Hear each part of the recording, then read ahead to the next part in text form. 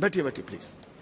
महोदय, मैं प्रस्ताव करता हूं कि दिल्ली राष्ट्रीय राजधानी राज्य क्षेत्र शासन अधिनियम 1991 के अधिनियम का और संशोधन करने वाले विधेयक पर विचार किया जाए। माननीय महोदय, जब इसको संसद के सामने मेरे साथी नित्यानंद जी ने पेश किया तब थोड़ा शोर शराबा भी हुआ। कुछ मान्यवर सदस्यों ने मुद्दे उठाए थे कि ये विधेयक जो लेकर आए हैं वो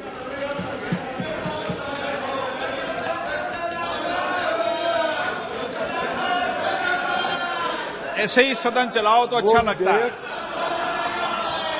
लाने का अधिकार नहीं है। संविधान के तहत संसद की कॉम्पिटेंसी पर भी सवाल उठाए गए हैं और दूसरा ये मुद्दा उठाया गया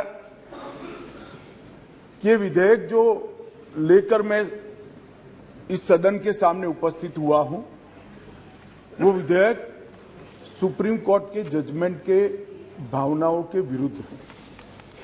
मान्यवर, सबसे पहले मैं यह दोनों चीजों का बहुत डिटेल जवाब देना चाहता हूं क्योंकि उस वक्त जब मैं खड़ा हुआ विपक्ष का मूड सुनने का नहीं था, आज कुछ अच्छा भी मूड दिखता है। तो मान्यवर, जब तक कॉम्पिटेंसी का सवाल है,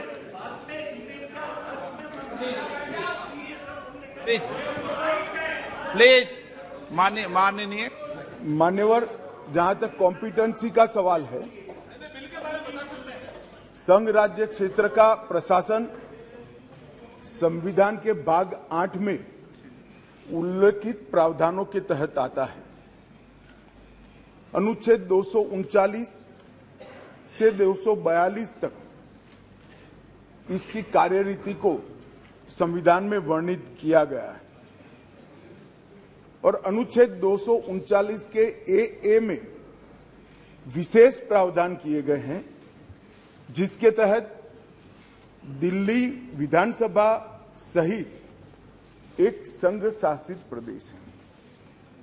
तो दिल्ली ना तो पूर्ण राज्य है, ना संघ शासित प्रदेश है, ना संघ शासित प्रदेश विथ असेंबली। क्योंकि ये राजधानी क्षेत्र है, इसको ध्यान में रखते हुए 239 ए में इसका एक विशेष प्रावधान संविधान के तहत किया गया है। इसकी डिटेल बात मैं बाद में बताऊंगा।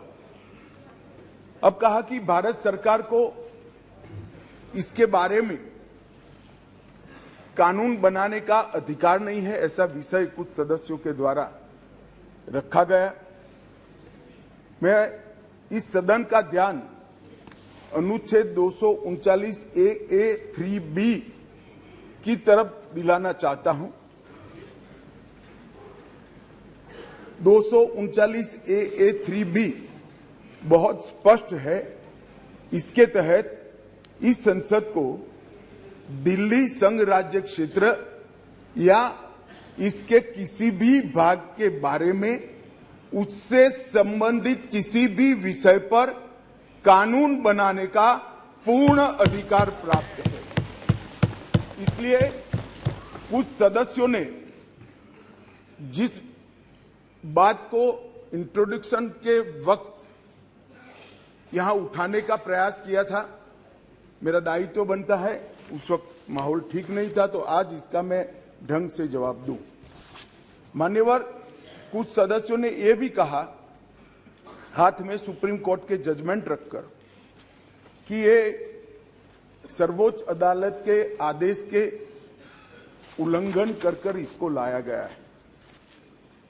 मैं वो सभी सदस्यों को विनती करना चाहता हूं कि आपने सर्वोच्च अदालत के आदेश का अपने मनपसंद हिस्सा ही पढ़ा है। जब सर्वोच्च अदालत के आदेश को सदन में कोट करते हैं तो संपूर्ण आदेश का अध्ययन होना जरूरी है उसका दूसरा हिस्सा भी पारदर्शिता के साथ सदन के सामने रखना चाहिए। खैर, जिन्होंने नहीं रखा, मैं रख देता हूं मान्यवर। मैं स्पष्टता करना चाहता हूं कि ये विधेयक जो है, इसमें सर्वोच्च अदालत के निर्णय को जो उन्होंने रिफर किया है, उसके पैरा 86, पैरा 95 और विशेष कर पैरा 164F की ओर मैं ध्यान आकर्षित करना चाहता हूं। उसमें स्पष्टता से कहा है कि संसद को 239AA के तहत दिल्ली संघ राज्य क्षेत्र के किसी भी विषय पर कानून बनाने का अधिकार है। ये अदालत ने अपने जजमेंट के अंदर बहुत स्पष्ट कर दिया। मान्यवर, अब मैं थोड़ा विधेयक पर बात करना चाहूंगा। दिल्ली शासन, इसकी एक ऐतिहासिक पृष्ठभूमि है मान्यवर। दिल्ली की स्थापना 1911 में अंग्रेजों के शासन के द्वारा महरौली और दिल्ली दो तहसीलों को पंजाब प्रांत से अलग कर बनाई गई। 1919 और 1935 में ब्रिटिश सरकार ने चीफ कमिश्नर प्रोविंस का नोटिफिकेशन किया और दिल्ली को चीफ कमिश्नर प्रोविंस के तहत रखा गया। आजादी के बाद पट्टाभी सीतारामैया समिति ने दिल्ली को राज्य स्तर का दर्जा देने की सिफारिश की थी। हालांकि जब सिफारिश संविधान सभा के समक्ष आई, मेरा विपक्ष के सदस्यों को विनम्रता से अनुरोध है कि इस बात को जरा गौर से सुनेगा। पट्टाभी सीतारामैया समिति की सिफारिश जब सदन के सामने आई, तब पंडित जवाहरलाल नेहरू जी, श्रीमान सरदार पटेल, राजा जी, राजेंद्र प्रसाद और डॉक्टर आंबेडकर जैसे नेताओं ने इसका विरोध किया कि ये उचित नहीं होगा कि दिल्ली को पूर्ण राज्य का दर्जा दिया जाए। मैं फिर से एक बार रिपीट करता हूं, किस किसने विरोध किया था। पंडित नेहरू ने किया था, सरदार पटेल ने किया था, राजा जी ने किया, राजेंद्र प्रसाद जी ने किया और आंबेडकर जी ने भी इसका विरोध किया था। और उस वक्त पंडित नेहरू जी के एक चर्चा के हिस्से को मैं सदन के सामने रखना चाहता हूं। 2 साल पहले सदन ने एक समिति, सीतारामैया समिति की नियुक्ति की और अब जब रिपोर्ट आया है तब दुनिया बदल गई है, भारत बदल गया है और दिल्ली काफी हद तक बदल गई है। इसलिए दिल्ली में हुए इन परिवर्तनों की परवाह किए बगैर उस समिति की सिफारिशों को स्वीकार नहीं कर सकते और स्वीकार करना वास्तविकता से पूरी तरह मुंह मोड़ लेना होगा। एक समय तो नेहरू जी ने संविधान सभा के सदस्यों को यहां तक कहा कि चूंकि नई दिल्ली में 3/4 संपत्ति केंद्र सरकार की है, इसलिए तर्कसंगत यही होगा कि इसको केंद्र के अधीन रखा जाए। बाद में जब आंबेडकर जी ने समापन किया, तब उन्होंने कहा, जहां तक दिल्ली का सवाल है, हमें ऐसा लगता है कि भारत की राजधानी के रूप में शायद ही किसी स्थानीय प्रशासन को मुक्त अधिकार यहां दिए जा सकते हैं। संयुक्त राज्य अमेरिका और ऑस्ट्रेलिया में जो राजधानी के क्षेत्र है, इसकी मिसाल भी उन्होंने वहां दी और उन्होंने कहा कि इसके लिए एक अलग व्यवस्था करनी चाहिए और संविधान सभा में इस पर जोड़ना चाहिए। खैर, मैं इसलिए कहता हूं कि आप जिस चीज का विरोध कर रहे हैं, ये सिफारिश किसकी थी ये आपको मालूम होना चाहिए। ये पंडित नेहरू की सिफारिश थी। मान्यवर,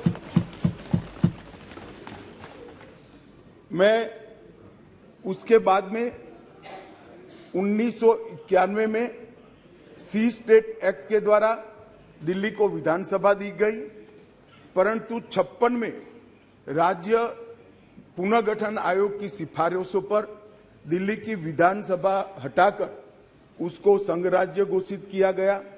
लगभग 3 दशक तक ये व्यवस्था चलती रही। 87 में सरकारिया कमेटी बनी, जो बाद में बालाकृष्णन कमेटी के रूप में जानी गई, और 91 में 69वां संविधान संशोधन किया गया, और इसके बाद दिल्ली राजधानी राज्य क्षेत्र शासन अधिनियम 1991, जिसमें मैं आज संशोधन लेकर आया हूं, इसको इस महान सदन ने पारित किया गया। और वही विधेयक के अंदर, संविधान संशोधन के अंदर 239A, जिसका मैंने जिक्र किया, उसमें इस संसद को राजधानी क्षेत्र के किसी भी हिस्से के लिए और किसी भी कार्य के लिए कानून बनाने के लिए संपूर्ण अधिकार संसद को देने का काम किया गया। मान्यवर, समस्या कहां से समाप्त शुरू हुई? 1993 से व्यवस्था चली आ रही थी।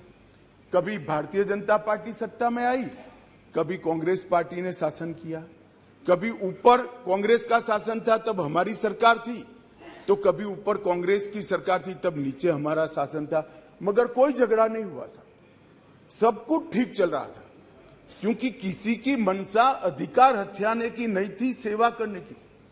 कांग्रेस पार्टी ने भी भाजपा के साथ झगड़ा नहीं किया, भाजपा ने भी कांग्रेस सरकार के साथ झगड़ा नहीं किया, और बहुत अच्छे से चल रहा था, कोई डिस्प्यूट नहीं, कोई झगड़ा नहीं। 1915 में स्थिति बदली और यहां 2015 में यहां स्थिति बदली और यहां एक ऐसे दल की सरकार आई जिसका मकसद, मुझे कोई झिझक नहीं है कहने में, जिसका मकसद सेवा करना है ही नहीं, झगड़ा करना। माननीय अध्यक्ष जी अनेक पार्टियों के मुख्यमंत्री रहे, अनेक पार्टियों की मिलीजुली सरकार रही, शुद्ध रूप से सरकार रही, मगर राष्ट्र सेवा करने में और जन सेवा करने में किसी भी पार्टी को कोई दिक्कत नहीं आई। मैं बाद में बात करूंगा क्या दिक्कत है वो, उसकी भी डिटेल बात करूंगा, प्रॉब्लम क्या है वो। प्रॉब्लम ट्रांसफर पोस्टिंग के अधिकार का नहीं है, विजिलेंस को कंट्रोल में लेकर बंगला जो बना दिया है, इसका सत्य छुपाना है। जो भ्रष्टाचार हो रहा है, इसका सत्य छुपाना है। मान्यवर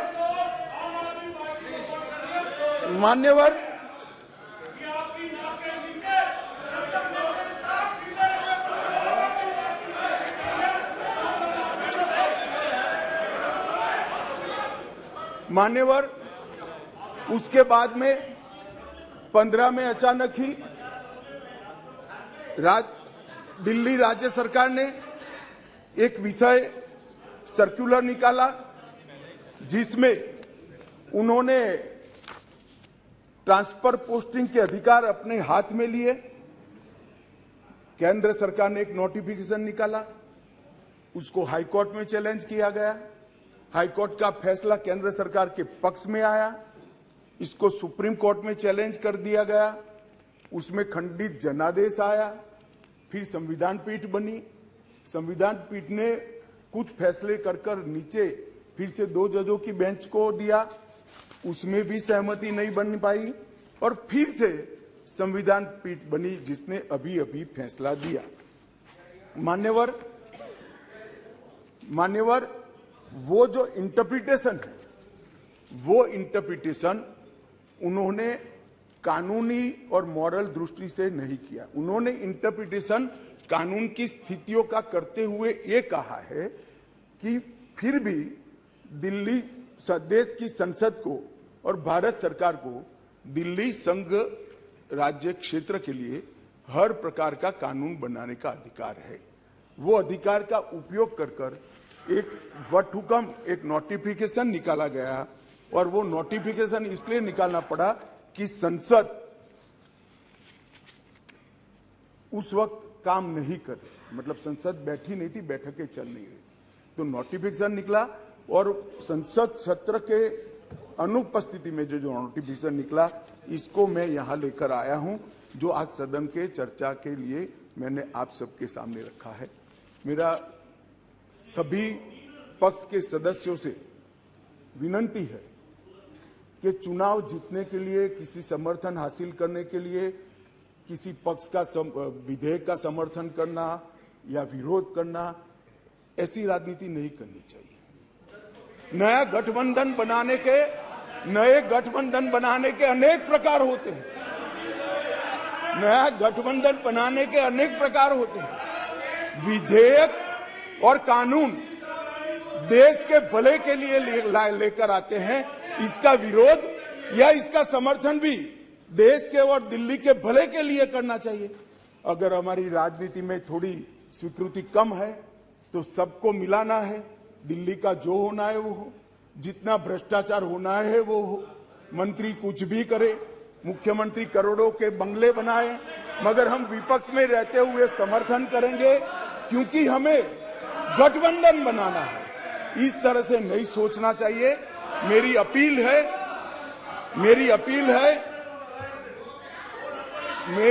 है विपक्ष के सदस्यों को कि आप दिल्ली की सोचिए, अलायंस की मत सोचिए। अलायंस से फायदा नहीं होने वाला है। अलायंस होने के बाद भी पूर्ण बहुमत से नरेंद्र मोदी प्रधानमंत्री बनने वाले हैं। इसलिए ये अलायंस के कारण जनता के हितों की बलि मत चढ़ाइए। जनता सब देख रही है। अलायंस कर आप अगर ऐसा सोचते हो, कि जनता का विश्वास हासिल कर दिया जाएगा, जनता का विश्वास आपको मिला था, मगर जिस तरह से 10 साल यूपीए ने शासन चलाया, 12 लाख करोड़ के घपले घोटाले करे, इसलिए आज वहां बैठे। और मैं फिर से कहना चाहता हूं, दिल्ली सरकार के घपले घोटाले भ्रष्टाचार को प्रछिन्न रूप से अलायंस की गरज के कारण मदद कर रहे हो। पूरा देश देख रहा है और पूरा देश चुनाव में इसका हिसाब किताब करेगा। मान्यवर, मैंने ये सदन के सामने रखा है बिल को। मेरा सभी से निवेदन है कि अलायंस के मद्देनजर इस पर अपना अभिप्राय न करे। देश के और राजधानी क्षेत्र के भले के लिए न्यूट्रलिटी से बात करे। और वैसे भी मैं बता देता हूं, विशेषकर कांग्रेस पार्टी वालों को, कि ये बिल पारित होने के बाद वो अलायंस में आपके साथ आने वाले नहीं है।